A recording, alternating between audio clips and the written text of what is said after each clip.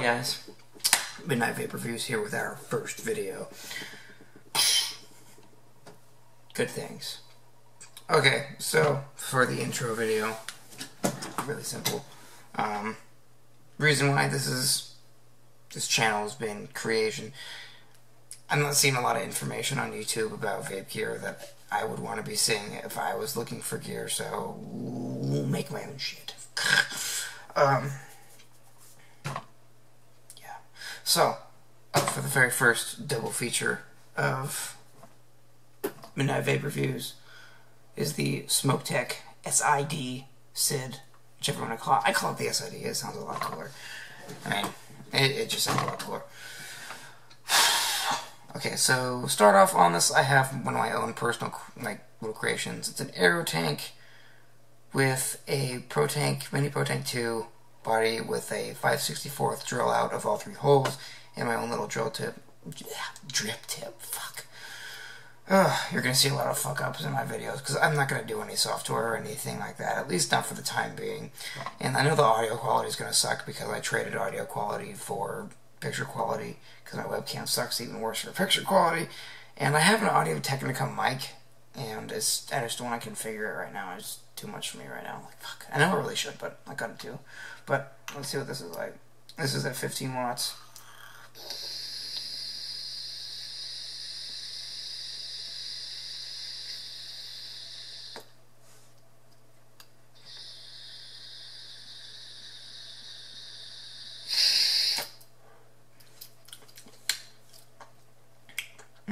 Not bad. I'm actually vaping some gas station juice. I don't know if you've seen the gas stations with like the neon yellow plexiglass cases. Well, this is the no-nick blueberry flavor, and it's really, for gas station juice, it really is not that bad. It actually has I don't have a whole lot of luck with blueberry flavors, and this actually, I don't mind it. It's blueberry. So, get back into the SID. So, start right off. Pros. It's VVs, which is variable wattage and variable voltage. Really easy to maneuver. You can hit 1 and then you can't see this at all, and I understand that, but you can scroll through your shit, get 11, 12, 13, 14, 15, and then it goes back down to 3. My voice just cut off right there. So that's watts. And then hit it 3 times, and then you can go down to voltage wattage. And you have it in voltage wattage. You can switch between voltage, wattage, voltage, wattage. Okay, so do it in volts 3 times, volt up, and then continue climbing the thing. It's a 1 push button thing. It's not very, it's not horrible. So let's jack it all the way up to 6 volts. Goes up to 6 volts, which is cool. It goes up to 15 watts.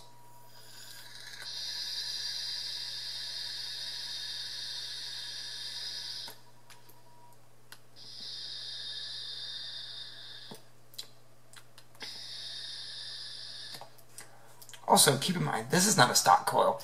This is a 1.2 ohm flat ribbon wire build, because I don't like stock coils. Okay, so let's continue on with the pros. Battery indicator. It has a built-in battery indicator both in the menu, right there. That's just scrolling through. It goes 1 through 7. That's like the number 3. It just tells you your battery, and you can also set it to the LCD display, and it goes voltage, battery, resistor is ohms. So set that to battery, turn it back on, and it tells you the battery life every time you fire it. Do the same thing. LCD display, battery, voltage, blah blah blah. It's going to get your ohms. And you have your ohms every time you fire it. Do that again, go down to LCD display, voltage. You press it, it tells you the output. I think it's really cool that it says output, not voltage. Don't ask me why. I think that's cool.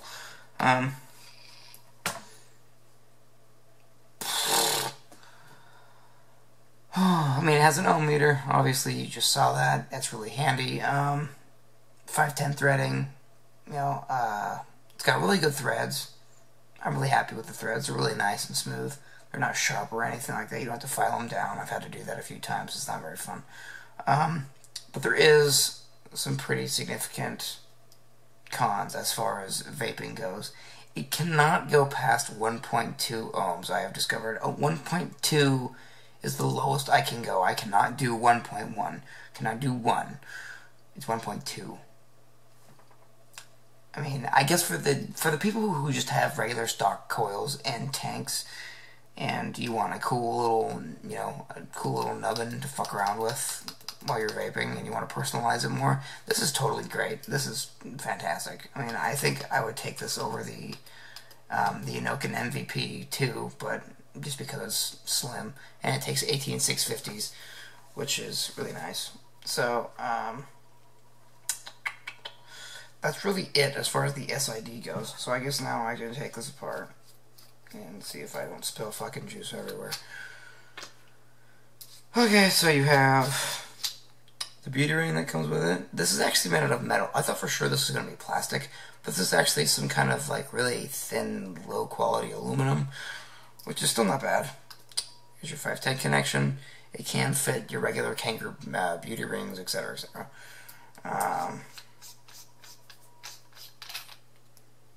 Your screen, your terminal for all your shit.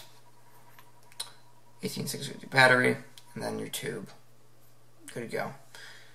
You can unscrew this and take your battery out of the bottom. I don't. I find it a lot easier to have it upright and then put the battery in like that. Ooh, you see that? That was really scary.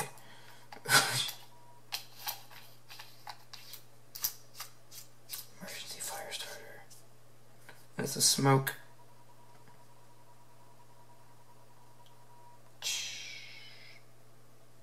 And we're good to go. So that's pretty much it for the SID. Overall, I'd give it an 8 out of 10 because, I mean, it does everything it's designed to do. It does everything that it's advertised to do. You know, it costs around $60 to $80 up front online. You know, out of brick and mortar, it's probably going to be more. But I got this from a friend in a trade. So, good to go. I just really needed to upgrade something to put my tanks on.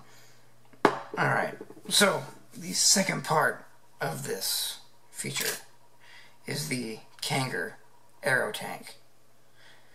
So, it's a good tank. I mean, there is one humongous fucking issue with this that I will reveal at the end. I mean, it's a tank. I mean, so this is at, on an Ego Twist, at 4.8 watts with a stock dual coil.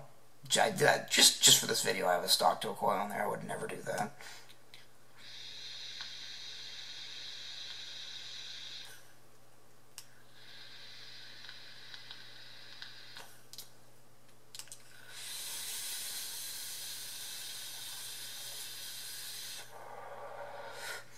You know, it's really not a bad vape at all. It's you know, for someone who wants a little bit more of a fancier tank, you know, it's not bad. So I guess we can jump. So, I mean, pros. It's Kanger made. I mean, that's not a bad thing. So, I mean, Kanger does do a pretty damn good, as far as like some of the other shit that I've seen, like, you know, the more plasticky tanks and everything. Kanger, compared to that, Kanger does a good job. You know, they're usually always glass and metal, so, you know, you got decent materials that these are being made out of.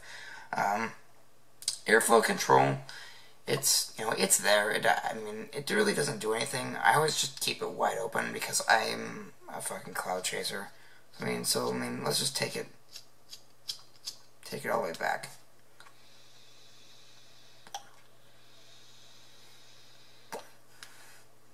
I mean, that's all the way up. That's like almost nothing. Here's halfway. I really can't tell a whole lot of difference between fully open and halfway because there's 3 holes. There's a little dinky ring. Call it what you will, whatever. Overall, it looks very aesthetically pleasing. I'm very you know, it's a like industrial looking tank. It looks, you know, it looks cool. It fits on the 510 dual coil. You know, it's only like $20-ish, so it's cost effective. But there are some problems with it. It doesn't take single coils. The very first Kanger Areotank that I bought for me, it took single coil heads, and I love that because single coil heads are a lot more easy to get working than dual coil heads. And I thought that was cool. And this is not my tank. This is a friend's tank that I'm using for this review. It doesn't take single coils. That bothers me. So it's like, fuck, whatever. The airflow. This is the big killer for this tank.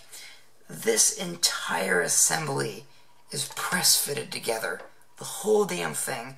This is actually four parts. This bottom lip, the ring itself, this terminal right here, and then this following ring. 4 parts, and then there's 2 springs in between there. It's all press fitted together. It will come apart if you fuck with it. I mean, it will. That's a big problem, and I had that happen, which is why I've never bought another one. I mean, fuck. There we go. I mean, here's the disassembled Areotank. I mean, there's the middle piece, there's the airflow control valve, and there's the 510 connection. It actually happened. I mean, that happens. I have since lost the springs, but, you know, I tried everything. I mean, I've mangled the 510 connection trying to put it back together. I mean, I've done everything from JB Weld to super glue, and nothing's happened. That is a major fucking thing for me. Ugh, that bothers me. I guess the only other real flaws I've noticed is that this tank, the metal, gets dirty quickly. I mean, between the juice and the dirt on your hands and everything, and whatever the fuck's in your pocket, it'll get dirty. It'll just get dirty. Because yes, I mean, you can clean that shit. So, I guess that's really it. So, good to go. Stay on for midnight vape reviews. I'm going to be doing a whole lot more shit. I got a big vape mail coming. I can't wait. I got like 5 juices to review. I got a mech to review. I mean, every time I get something new, I'm going to review it. And I'm going to try to put simple, straightforward information into my reviews. I hope you enjoy it. First video probably sucked ass. Oh, fuck. Oh well.